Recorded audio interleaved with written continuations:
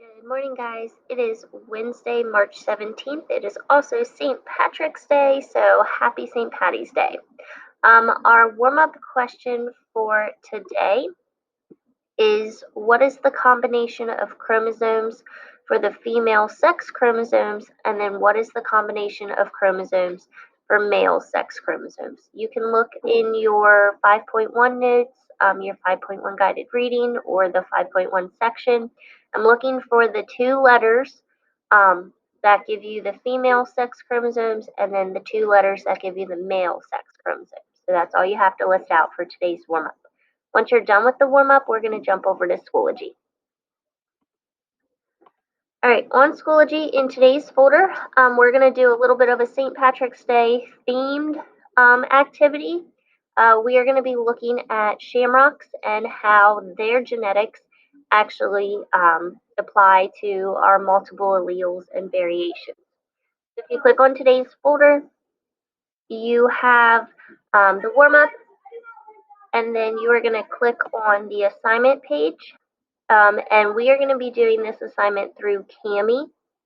So you'll click on the Open Assignment with Kami button, and then it'll open a copy for you.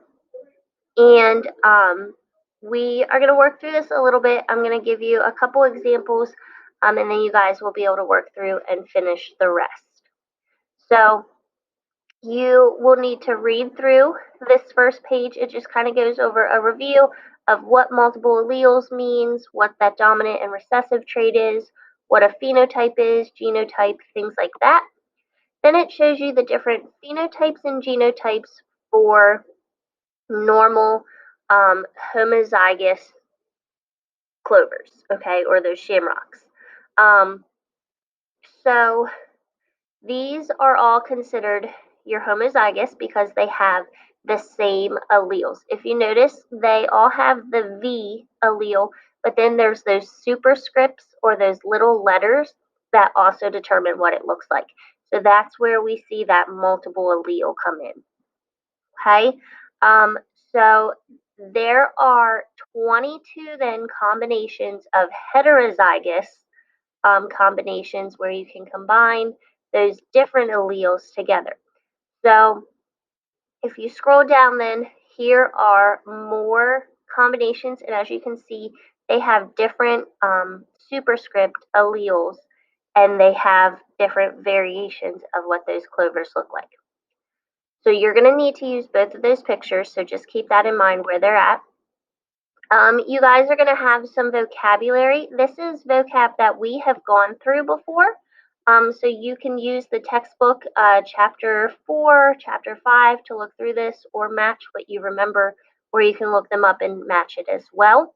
I gave you 1 and 3 already because they didn't quite match up with what we defined alleles or multiple alleles as, so I gave you those.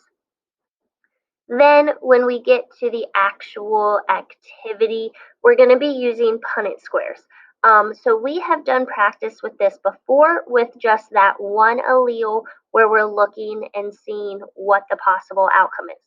So this time it's the same thing, but we're adding those little superscripts up at the top. So what you guys are going to do is you're going to set up your Punnett squares, and then you're going to tell me what the percentage of offspring or those 4 boxes of clovers would be if they have, like, how much percentage they have of that genotype, and then what the phenotype looks like. So I know on Kami this might be a little bit trickier, and we don't have the option to type in a superscript. So I'm going to show you how we're going to do this, and then you guys will be able to work through the final problems. So for option 2, they give you option 1, or they give you question 1. So for question 2, I gave you guys the outside setup of what the parent clovers are. So you guys are going to be working and typing in what the offspring would look like. So my suggestion is that you type in the 2 V's, and you can make these bigger. I would say, like, if you want to make them like 30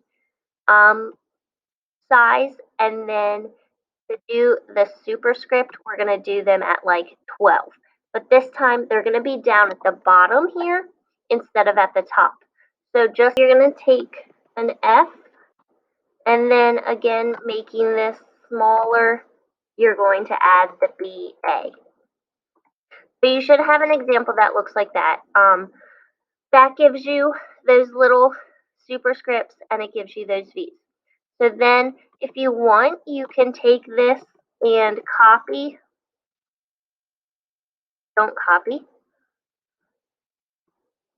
If you want, then you can just go back, and you'll have to just go through this, or you can add all of the letters in,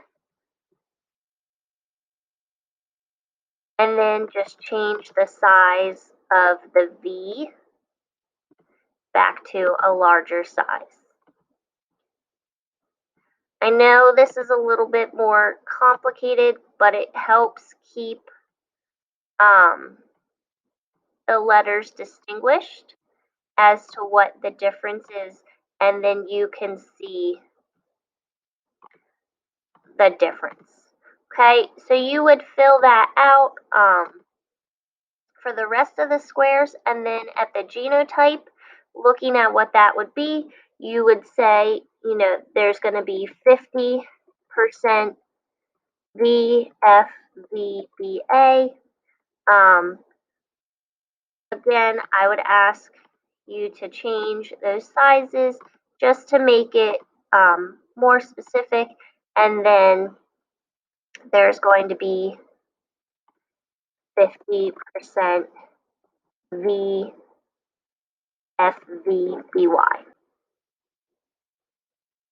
Then you'll just change the little letters again for the genotype. Then when you get down here for the phenotype, again, you're just typing in the percentage of what it's going to be.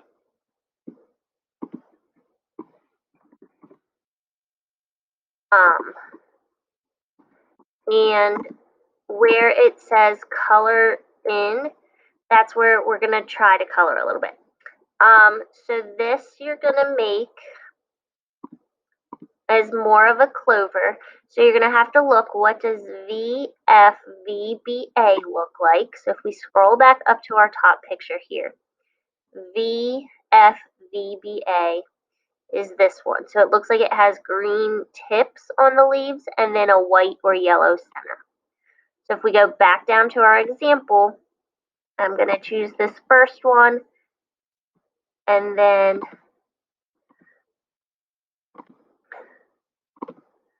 I'm going to color it in here. I'm going to choose this first one and color it in here.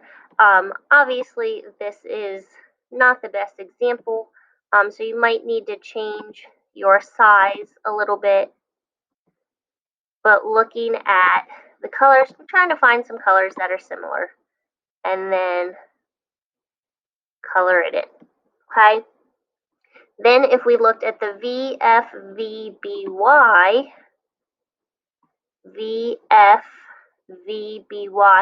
it looks similar, but now it has like a little point. So I'm going to go back and color in here and give it a little point.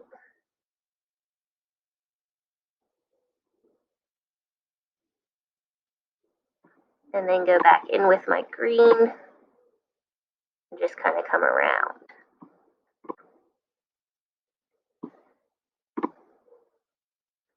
The other thing you can try to do is, if you want to take like a screenshot, you can try seeing if you can copy and paste, but I don't know how well that's going to work with Cami with these pictures. Try your best. If you can't, just leave those pictures blank, but make sure you're filling everything else out. If you do leave the pictures blank, please put a note on the side that says cannot color the picture. Okay? So with that example, you're going to go through and you're going to complete question 3, same process, question 4, question 5, and then question 6. you're looking at this clover picture